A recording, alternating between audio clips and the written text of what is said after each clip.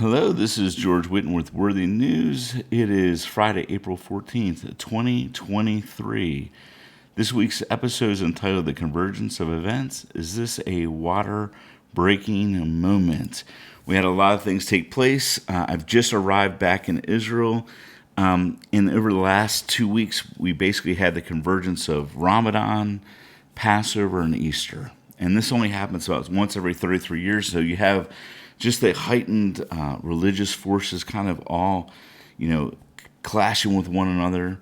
And so, it doesn't happen very often. And obviously, events are taking place where, terrorist organizations are aligning themselves up, trying to seize an opportunity. You had the head of Hezbollah, Nasrallah, the head of Hamas, Haniyeh, get together in Beirut. And just before that took place, what you had was Hamas cell groups inside of Lebanon firing rockets into Israel. And Israel, wisely enough, realized it was not Hezbollah that launched the rockets, it was actually Hamas cells that launched the rockets. So they retaliated not only in Lebanon, but they attacked Hamas targets within Gaza. And so you had a lot of tension last week as things were heating up. And after this, Israel continued to step up its attacks inside of Syria, inside of Lebanon, touching both Iranian and Hezbollah targets. Meanwhile, while this is happening, obviously there's a lot of tension on the Temple Mount. You actually had Jewish protesters that were trying to sacrifice a goat. They got arrested on their way to the Temple Mount. You had different people on the Temple Mount provoking the Israeli police. And so you had the Jordanians calling for an Arab League summit, talking about the Israeli aggression.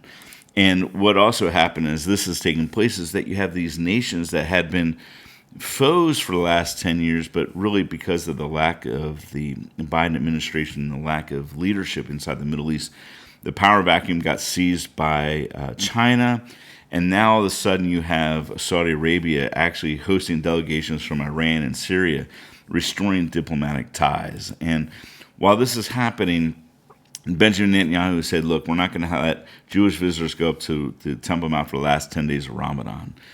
Now, while this was seen as weakness inside of Israel, it's probably the wisest thing he could do, because the last 10 days of Ramadan are the days that you have the really extreme religious zealots of Islam going up, and they're taking their sleeping bags, taking their pillows, and they're actually camping out on the Temple Mount for the last 10 days. So, it would have been a really heightened situation, and obviously Netanyahu realizes that this is a tense moment, as he's brought up, the reservists going up north, and then he also brought reservists inside of Tel Aviv as the hints of possible terror attacks were taking place.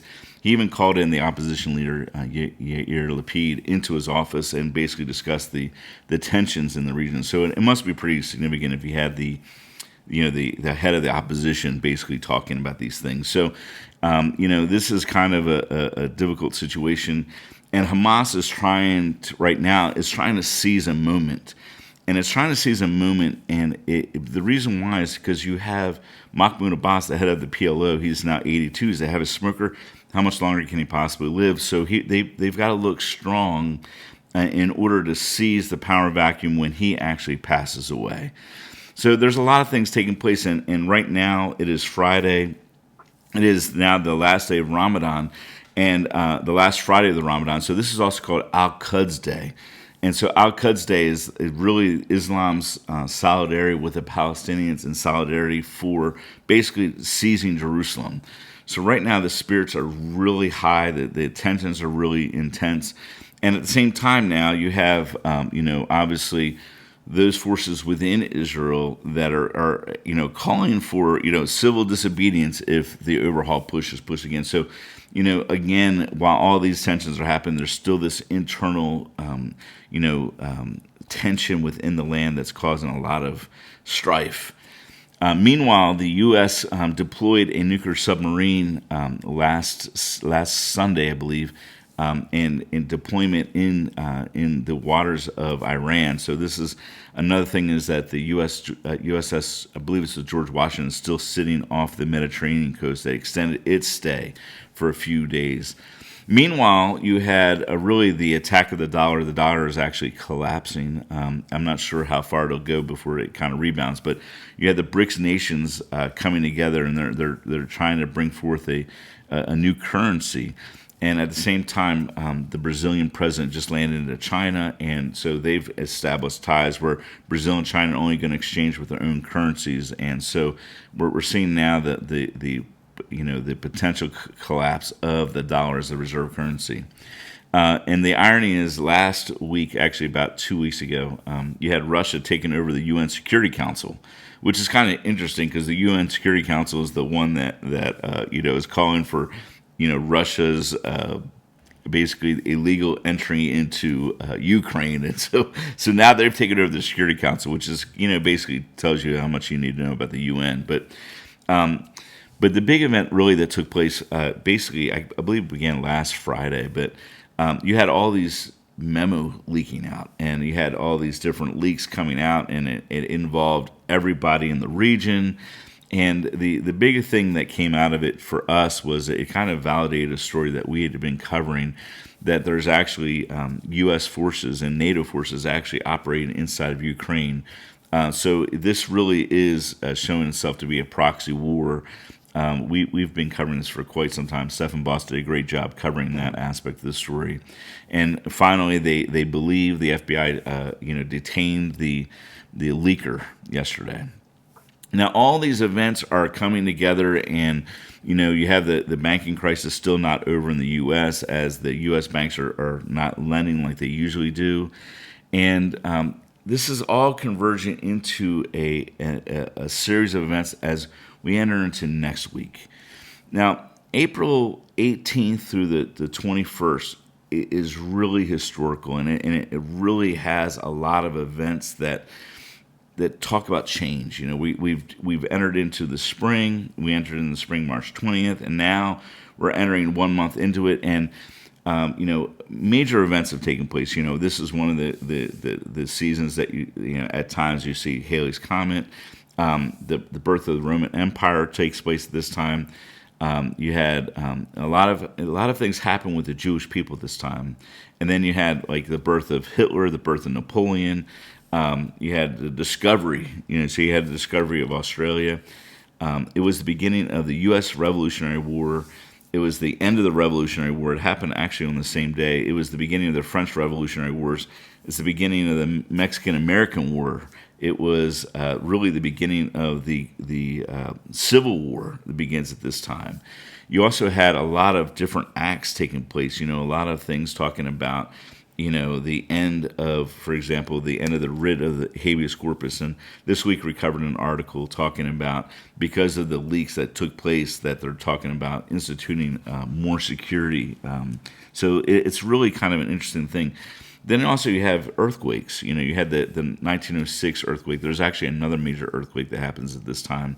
But the 1906 earthquake, destroyed 75% of San Francisco. You had the Balfour Declaration take place at this time. You had the FDR, Franklin Delano Roosevelt, who said we're going to go ahead and leave the gold standard at this time. You had a great uprising in Palestine. You had the retaliation of Pearl Harbor at this time. You had a Doolittle raid of Tokyo in Japan. You had the ending of the League of Nations happen this time, and you had the rise of the United Nations. You had the beginning, really, the findings of cults. This is kind of like a high cult season. You had the Baha'i faith. You also had the Branch Davidian debacle that took place that ended in, with that Branch Davidian debacle. You also had the Oklahoma City bombing with Timothy Vivay on the anniversary of this day. You had major Supreme Court decisions. You had the outlawing of child pornography. You also have the the upholding of partial birth abortion. You have different kinds of tensions within the Middle East.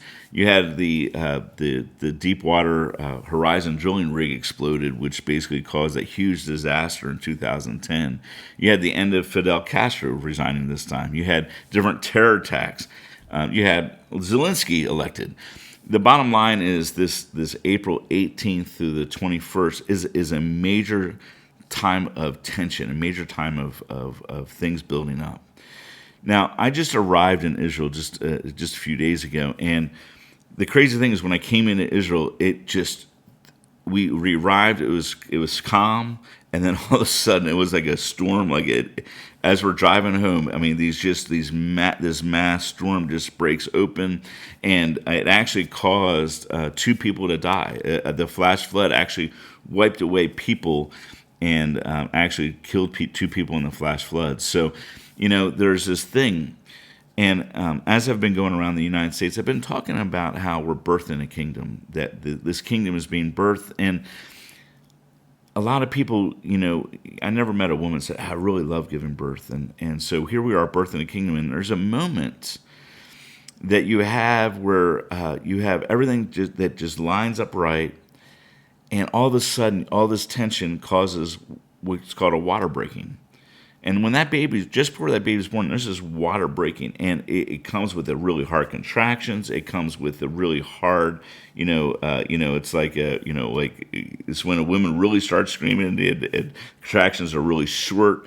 They're really intense, but they're closer together.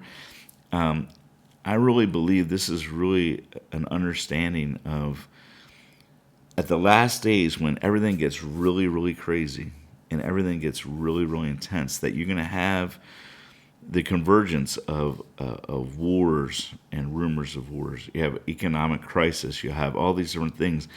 And it's going to actually cause this water breaking moment, this moment where where you see the rise of evil just come up in such a way that we've never seen manifested before, but that God's going to pour out His Spirit so fresh and so new upon the believers that are believing it.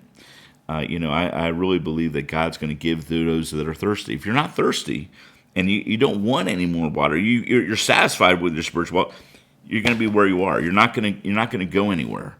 You're not going to receive. But if you're at that place where you're saying, God, I need more of you. God, I just need more of that anointing. I really believe that flowing through you is supposed to flow through rivers of living water. That this river is going to just impact the world in such a way. I really do believe that God's going to raise up what I call this Gideon army, this army of believers that's going to rise up in these last days that are just going to be so anointed with the Spirit of God that they're going to go walking in the empowerment and anointing just to see the salvation of Israel, the salvation of the world. And so my hope is that you not get freaked out by all these events taking place, but that you understand that these events God is orchestrating, that God is putting them together, that we're coming to the season in history, it says in Chronicles that the sons of Issachar understood the times that David was in, understood what Israel ought to do. And here we are, we're at these times, and we're seeing these things, and we're seeing these signs.